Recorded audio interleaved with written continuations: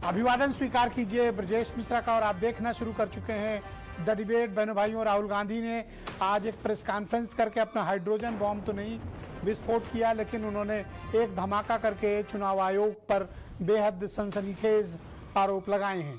राहुल गांधी ने वोट चोरी का मुद्दा सबूतों के साथ एक पीपीटी प्रेजेंटेशन के जरिए भारत की मीडिया के सामने प्रस्तुत किया और ये बताया कि चुनाव आयोग गलत लॉगिन के जरिए कुछ लोग सॉफ्टवेयर के माध्यम से वोट डिलीशन का काम चल रहा है और ये बहुत ही सेंट्रलाइज्ड तरीके से इसे आयोजित किया जा रहा है और भारत का चुनाव आयोग आरोपियों का बचाव कर रहा है।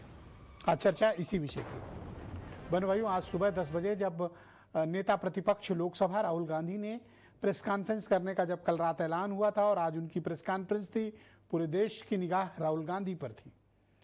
लोग जानना चाहते थे कि राहुल गांधी अब क्या करने वाले हैं। क्या वो वाकई अपना वो हाइड्रोजन बॉम्ब का विस्फोट करने वाले हैं जिसके बारे में वो पिछले दिनों लगातार बिहार में कहते रहे हैं? क्या आज वही करने वाले हैं?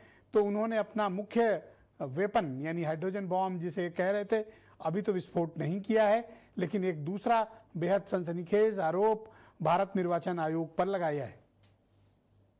राहुल गांधी ने अपने पीपीटी प्रेजेंटेशन के जरिए लगभग 1 घंटे तक आयोजित प्रेस कॉन्फ्रेंस में जो सबसे बड़ा आरोप लगाया है कि फेक लॉगिन के जरिए सिस्टमैटिकली सेंट्रलाइज्ड ऑर्गेनाइज्ड तरीके से गलत मोबाइल नंबरों का इस्तेमाल करके, फेक मोबाइल नंबरों का इस्तेमाल करके और वहां से ओटीपी जनरेट करके मतदाता सूची से नाम काटे जा रहे हैं। और राहुल गांधी ने इन आरोपों के सबूत भी मीडिया के सामने पेश किए। उन्होंने कर्नाटक की अलंद सीट का एक उदाहरण दिया। उसके तहत 6000 से भी अधिक वोट इस विधानसभा सीट से काटे गए जिन्हें समय रहते पकड़ा गया और इसकी शिकायत की गई, जिसकी जांच भी बैठी। राहुल गांधी का आरोप है कि किसी सॉफ्टवेयर के माध्यम से किसी दूसरी लोकेशन पर बैठकर इन वोटों के डिलीशन का काम हो रहा है और कर्नाटक में इस पर एक मुकदमा दर्ज हुआ था जिस पर कर्नाटक की सीआईडी यानी क्रिमिनल इंटेलिजेंस डिपार्टमेंट की एक जांच भी बैठी हुई है और भारत निर्वाचन आयोग के सीईसी उस जांच को रोकने की कोशिश कर रहे हैं। कर्नाटक का सीआईडी 18 बार समन कर चुका है, भेज चुका है डिटेल्स, लेकिन चुनाव आयोग न तो आईपी एड्रेस के जिक्र कर रहा है, न तो वो फोन नंबर शेयर कर रहा है और ओटीपी किसको गई इसके बारे में जानकारी दे रहा है। राहुल गांधी ने उन लोगों का वीडियो स्टेटमेंट भी चलाया जिनके नाम काटे गए थे, उनका बयान भी मीडिया में चलाया गया है। राहुल का कहना है कि सॉफ्टवेयर की मदद से चिन्हित करके, आइडेंटिफाइड करके महिलाओं का, किसानों का, विपक्ष के वोटों का, आदिवासियों का, इन सब का नाम सिस्टमैटिक तरीके से काटा जा रहा है। और उन्होंने अपनी बातों के पक्ष में कुछ सबूत भी प्रस्तुत किए।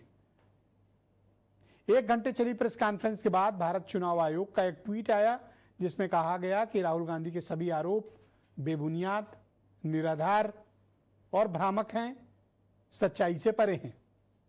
और जो राहुल गांधी जिस जांच की बात कर रहे हैं उसकी एफआईआर खुद चुनाव आयोग ने कराई थी।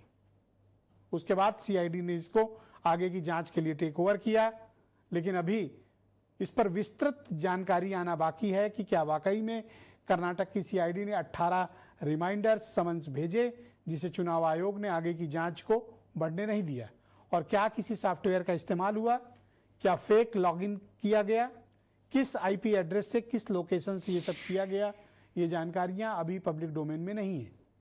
लेकिन ये आरोप बहुत सनसनीखेज है। अगर ऐसा है तो ये बहुत डेमोक्रेटिक व्यवस्था पर बहुत बड़ा चोट है। लेकिन अगर ये गलत है तो चुनाव आयोग को नेता प्रतिपक्ष के इन आरोपों का सामने आकर जवाब देना चाहिए, क्योंकि इस मामले में राहुल गांधी ने ये पूछा कि वो आगे क्या कार्रवाई करेंगे। जब पत्रकारों ने पूछा तो राहुल ने कहा वो नेता प्रतिपक्ष हैं, वो जनता तक अपनी बात पहुंचा सकते हैं। आगे कार्रवाई करना या ना करना ये संवैधानिक संस्था के ऊपर निर्भर करता है। लेकिन उन्होंने कहा कि जो भारत के मौजूदा सीईसी यानी chief election commissioner Gyanesh Kumar हैं, वो वोट चोरों को बचा रहे हैं। ये लब्बो-लुआब है। तो बहनों भाइयों, वोट चोरी के इस मुद्दे ने कुछ किया हो या ना किया हो, एक बात लोगों के दिमाग में बिठा दी है कि कुछ गड़बड़ है। भारत के आम मतदाता के दिमाग में ये बात अपोजिशन में खास तौर पर राहुल गांधी ने ये बात बिठा दी है कि कुछ गड़बड़ है, क्योंकि चुनाव आयोग उतनी शिद्दत के साथ उनका जवाब नहीं दे पा रहा और अभी जितने वक्त बीतने के बाद भी सिर्फ एक ट्वीट आया है, कोई विस्तृत बयान नहीं आया। लिहाजा अब राहुल गांधी ने कहा 1 हफ्ते का समय देते हैं। इसके पहले ज्ञानेश कुमार ने राहुल को 1 हफ्ते का समय दिया था, लेकिन अब इन्होंने 1 हफ्ते का समय दिया है। देखने वाली बात होगी कि इन आरोपों को गड़प कर जाता है चुनाव आयोग या पलटवार करेगा राहुल गांधी पर। आप आ जाए कुछ बयान सुन लें, फिर इस डिबेट को आगे बढ़ाएंगे। यह है सबूत कि ज्ञानेश कुमार जी वोट चोरों की रक्षा कर रहे हैं और यह ब्लैक एंड व्हाइट सबूत है, इसमें कोई कंफ्यूजन नहीं है कहीं।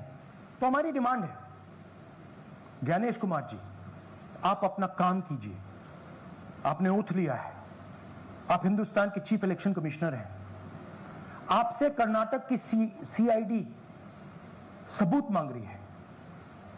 आप कर्नाटक की सीआईडी को यह सबूत 1 सप्ताह के अंदर दे दीजिए, नहीं तो पूरा हिंदुस्तान के सारे युवा इस बात को एक्सेप्ट करेंगे कि आप हिंदुस्तान के कॉन्स्टिट्यूशन, हिंदुस्तान के संविधान की हत्या में शामिल हो, हिंदुस्तान के संविधान की रक्षा नहीं कर रहे हो और वोट चोरों की आप मदद कर रहे हो।